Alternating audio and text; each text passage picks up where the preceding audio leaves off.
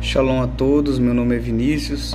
Eu venho aqui fazer um breve vídeo para poder falar um pouquinho sobre o mapa cabalístico que o Moré André Klein fez para mim.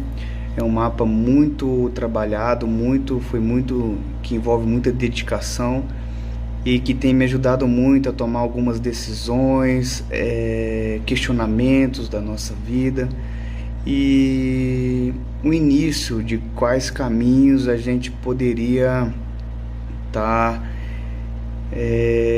iniciando, quais caminhos a gente deveria estar evitando para que a gente se torne pessoas melhores. Eu venho aqui rapidamente só notificar as pessoas que quiserem estar se juntando a ele para poder fazer esse tipo de mapa para conhecimento próprio mesmo. Eu super indico, é um trabalho de excelente qualidade e eu acredito que vocês vão estar agregando muito para as suas vidas, para as suas almas.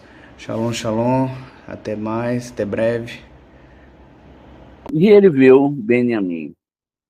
A esperança adiada é uma doença do coração, mas o desejo realizado é uma árvore da vida.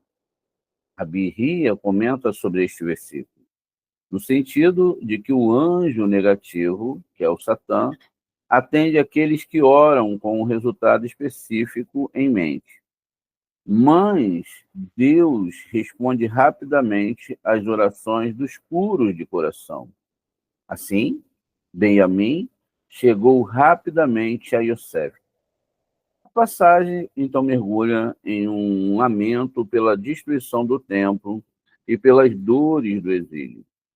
A relevância dessa passagem, a inclinação do mal explora a ação da oração, estimulando sentimentos de justiça própria. Pois é, por esta razão, a maioria das orações fica sem resposta. Uma atitude mais santa do que tu distingue a abordagem religiosa da oração, da perspectiva autenticamente espiritual. Este último é repleto de humildade, enquanto a abordagem religiosa promove a presunção e a certeza na própria pureza e devoção. O poder purificador desta passagem purifica nossa alma para que possamos humildemente pedir ao Criador o que realmente precisamos. Diz na Santa Torá, levantou os olhos e viu seu irmão Biamim, filho de sua mãe, Bereshit 43, 29, Vaiesh Enaive Vairá et Benjamim, Arrive bem, amor, Vave Gimel Vave. Então, o Rabi Ria abriu a discussão com o versículo. A esperança adiada adoece o coração. Literalmente, é uma doença do coração. Mas o desejo realizado é uma árvore da vida. Michelei 13:12. Com este versículo, aprendemos que um homem não deve, quando orar ou rezar ao santo, bendito seja ele, verificar se sua salvação veio ou não. Qual é a razão para isso? Para ele o procurar, né, muitos acusadores vêm examinar os seus atos. é um segredo que seu exame durante a oração causa uma doença cardíaca, a doença do coração. E aquele que está sempre ao lado do homem para indiciá-lo acima e abaixo, ou seja, o próprio Satã. Então, mas o desejo realizado é uma árvore da vida. Aprendemos que aquele que quer que o santo bendito seja ele aceite a sua reza, deve estudar a Torá, que é a árvore da vida. Então o desejo se realiza, literalmente ele vem. O desejo é o grau que preside todas as orações do mundo, ou seja, a Nukva, leva-os diante do mais alto rei, que é Zerampim. Aqui nós estamos falando da Nukva Malhut e Zerampim, o nível intermediário, o nível de Roa. Esse versículo diz, vem assim, como em outro lugar, que está escrito, à noite ela vem, Estéia 2,14. E ambos os versos, a palavra vem, aludindo a Malhut. O significado de o desejo vem é que ela venha diante do Rei Supremo para se unir a ele, a fim de conceder o desejo daquele que ora para cumprir o seu pedido. Outra explicação do versículo, a esperança adiada é uma doença do coração, é que ele se refere a um lugar onde a oração é mal direcionada, um lugar chamado doença do coração. É lento em chegar e é passado de mão em mão, às vezes a salvação nunca vem. Por quê?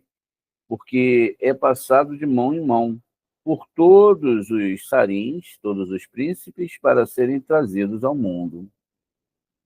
Mas o desejo vem, é uma árvore da vida. Quando a esperança não é passada por todos esses sarins e também carruagens, de mão em mão. O santo bendito seja ele, dá imediatamente, pois quando ela é passada por esses sarins e carruagem, numerosos acusadores recebem permissão para examinar as acusações antes de conceder-lhe sua salvação. Mas tudo o que vem da casa do rei é dado ao homem, que ele mereça, quer ele mereça ou não. É-lhe dado de uma só vez. Este é o significado da frase. Mas o desejo vem, é uma árvore da vida, ele vem imediatamente. Outra explicação de esperança adiada é que se refere a Iacove, cuja esperança de ver Yosef foi adiada por muito tempo. E mais desejo vem de uma árvore da vida, refere-se a Benjamim, por apenas um curto período de tempo decorrido entre o pedido de Yosef por ele e sua chegada. O tempo decorrido foi curto, está escrito, e ele levantou os olhos e viu seu irmão, Benjamim, filho da sua mãe. Porque as escrituras diz, o filho de sua mãe, porque ele tinha a imagem da mãe, que era Raquel. Ele era a imagem, portanto, o versículo diz, e levantou os olhos e viu seu irmão Benjamim, filho de sua mãe. O Rabi Yossi disse, está escrito anteriormente, Yosef viu Benjamim com eles, Bereshit 43:16. E agora levantou os olhos e viu seu irmão Benjamim. O que ele viu aqui? Ele responde, ele viu através do Espírito do Santo que Benjamim terá um lugar na Terra Santa junto com seus irmãos e que a Sherinab estará no lugar de Benjamim, e Yehudá, pois ele viu o templo de pé sobre sua porção. Este é o significado da frase. E Yosef viu Benjamim com eles, mas Yosef, seus irmãos, mas se via compartilhando a porção em que o templo ficaria. Quando levantou os olhos e viu seu irmão Benjamim, filho de sua mãe, em Bereshit 43:29, e viu o templo de pé em sua porção, então está escrito, Yosef apressou-se, pois seu efeito foi aceso para com seu irmão, ele procurou onde chorar, e entrou em seu aposento, e lá chorou. Isso é Bereshit 43:30. porque viu a destruição do templo. O Rabi Ezequias citou o versículo: o fardo do vale da visão, o que nos aflige agora, e sois inteiramente ao topo da casa. Isso é Isaiah 22:1, como nós veremos agora. Diz aqui, na verdade, o vale da visão, um pronunciamento. O que pode ter acontecido com você? Que vocês foram todos para o telhados. Então, Massá, Gai, Razion, Ma, Lá, Afor, Ki, Alit, Lá, Li, Gagot. Então, porque todos foram, né, aqui é trazido laje, sótão. Veja, então, segue-se aqui,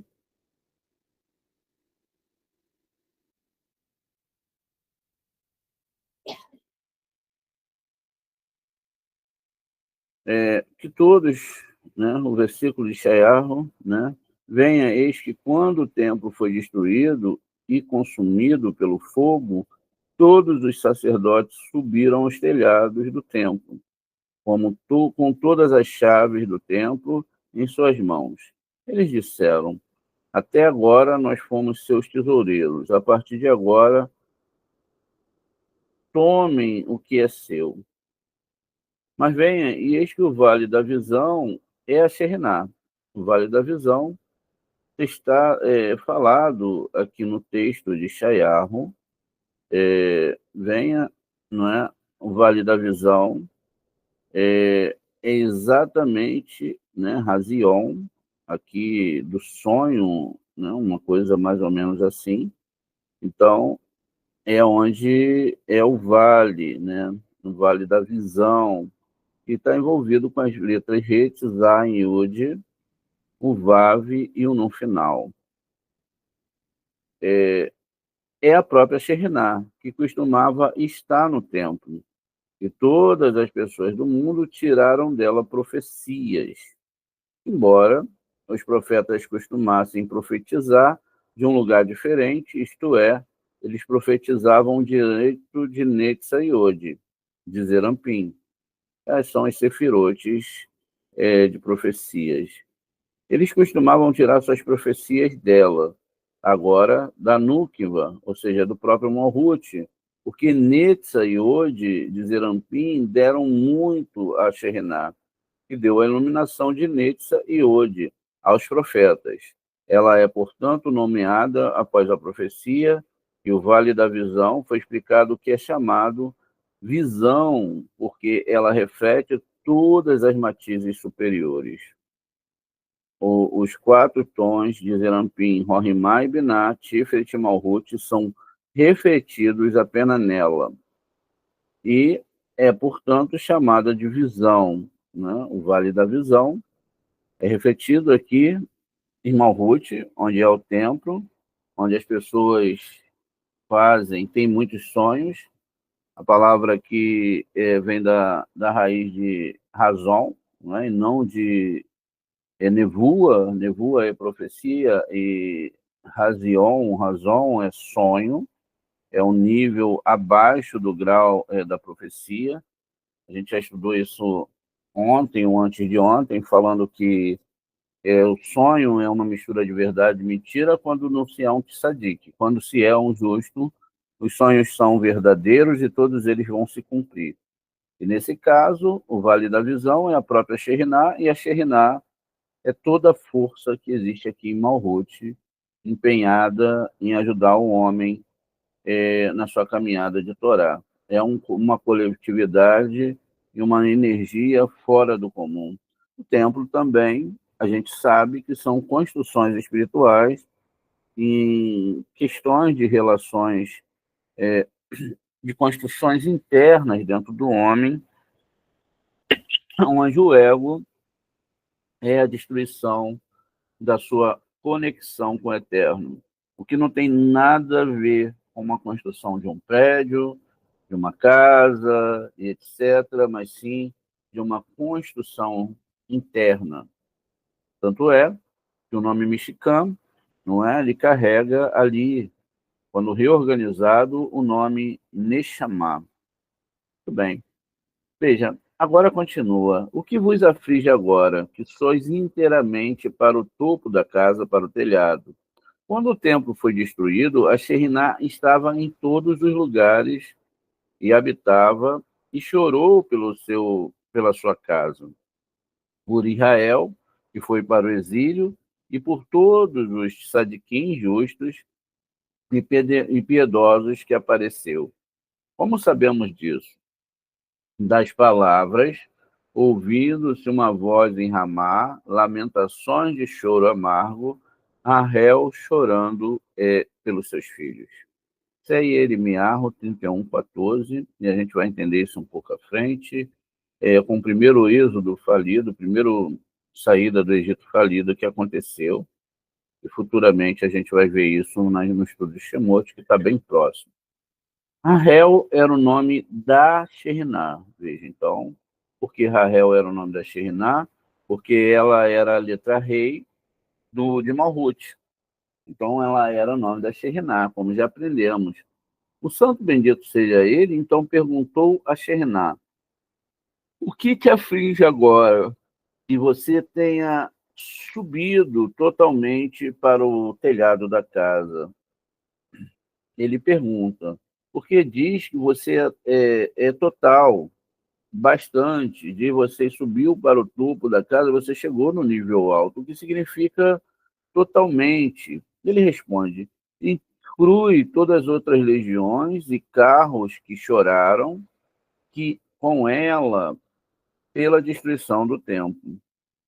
Está, portanto, escrito que você está totalmente subindo para o topo da casa, ou para o telhado, como está no texto. Por isso perguntou-lhe, o que te aflige agora?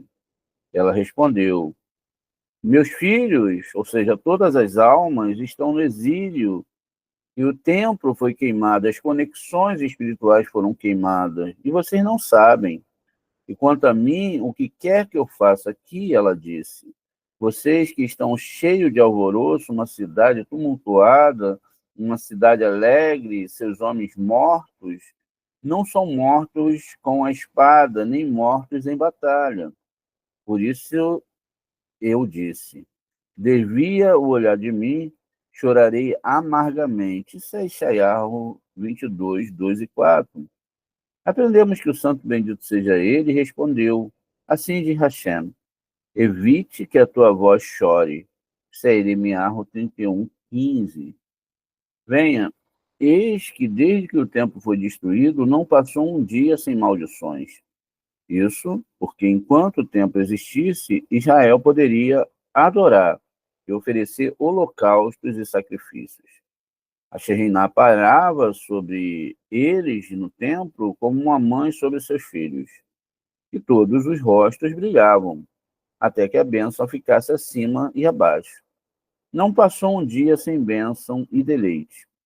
Israel habitou em segurança em sua terra, e todo o mundo foi alimentado por causa deles.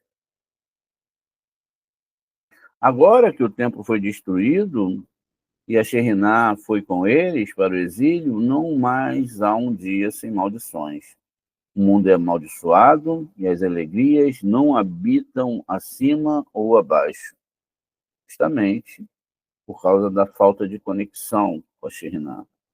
Nos dias vindouros, o santo bendito seja ele, levantará do pó a congregação de Israel, a Shekhinah, como está escrito, também eles levarei ao meu santo monte e os alegrarei em minha casa de oração. Isso é Isaiah 56, 7, o qual, né, há uma promessa para todas as nações.